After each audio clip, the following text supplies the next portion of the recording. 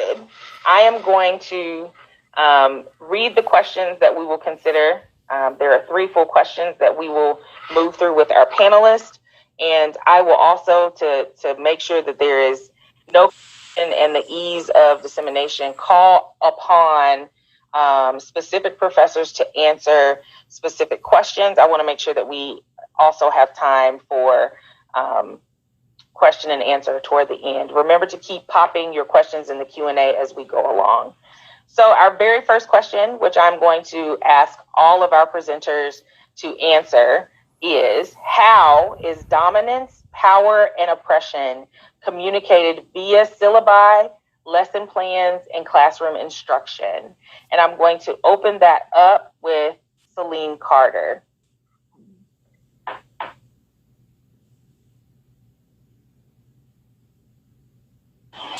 Thank you, Monica.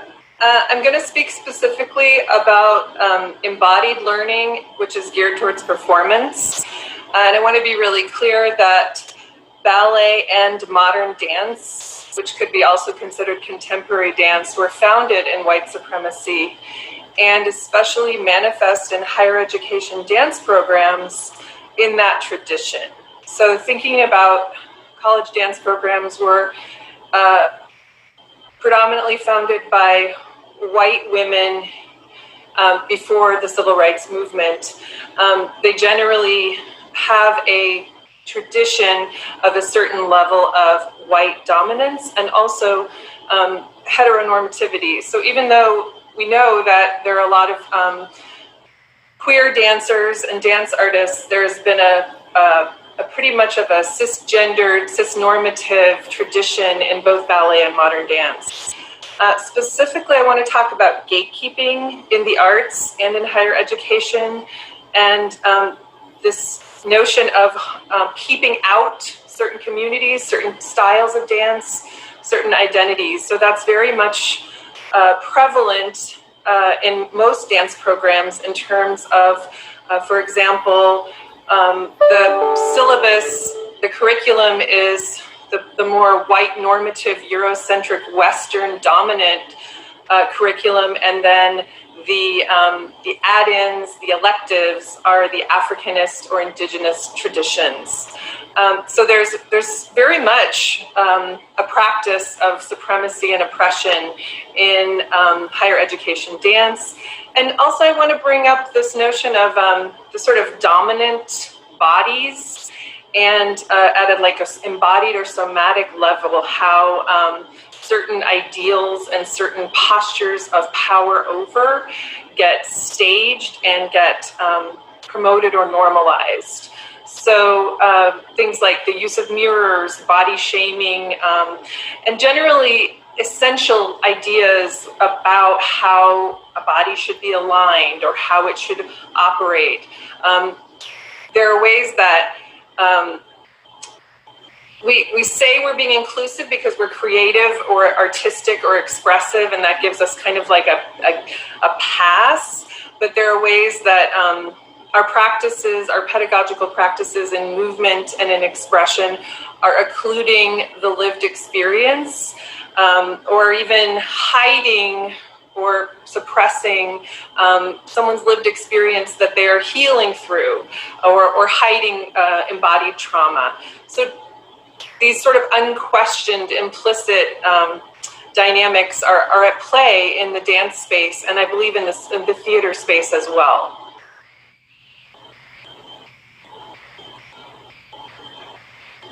I think that's all I have to say about the ways that I find primarily whiteness, but also a very colonialist, anti-Black and anti-Indigenous space in dance education. I want to add one thing about that there's a hierarchy of expectation of training when someone comes into a college dance program that is based in modern and ballet, and that in itself is a pretty oppressive expectation where people of diverse bodies and artists may have had training in other styles and forms that are not valued or included in the audition space. Thank you, Dr. Dans. I want to echo, I want to set up that I teach both the practice, and so studio classes where dancers are moving through space and making creative choices, and also teaching sort of what is called technique. And then I teach more history and theory courses, so I want to share from both. So essentially, in my teaching of dance history, which is problematic in that it's specifically theater or concert dance history, which in itself connotes a structure of hierarchy, of elitism, of class, of gatekeeping, who gets to dance, who's on stage. So I use the history of this practice as a way to introduce the students to critical race theory and thinking about movement and dance as freedom, and who had the freedom to move. And echoing Dr. Dans, I can introduce looking at how early American modern dance artists staged themselves using the identity of the exotic other. So they created dance and the sort of high art practice of it by appropriating indigenous cultures, Native American cultures, and Asian cultures. So this term Orientalism, when it was adopted by what was considered the founders of modern dance, it was a way of constructing whiteness. So I lead the students through this, unpacking, critiquing the history as I dismantle it. So I share the history while also criticizing it and looking at it through different perspectives. And I have a lot of examples of the ways I do that. And I'm standing on the shoulders of incredible scholars in dance and theater who are breaking boundaries. But I don't use textbooks anymore. I only use articles by theorists who are really dealing with critical race theory or queer theory, or really speaking about the perspectives of histories of oppression. And I also, as a professor with white privilege, and just to say that I have benefited from racism in my field and the lineage of whiteness for my entire career, and that it's being open about that and stating that I am intervening. I'm doing something different. I'm countering the narratives that I was taught. And then as I state that very openly, I talk about why it matters to me, that I think we're in a public health crisis, and this is not an option. It's essential to be learning these ways of understanding and communicating and owning our history. So I have the students define the terms with me, and then I state my goals, and then I hold us accountable to that. And what I've realized that happens is that it ends up being where I'm not covering material. I have to let go of some of my curriculum that in the past I would say, oh my gosh, they have to know about this person or they can't go into the dance world. I've let that go because when it's very challenging for them, they come in and they do not have the skills or the tools, especially the white students do not have the tools to discuss racism or oppression of other types openly in a way that is effective. So I've had to really challenge them. You know, we said we were doing this. I don't hear you doing this. How can I support you doing this? So this dialogic way of working with them and keeping their feet to the fire about what our goals are.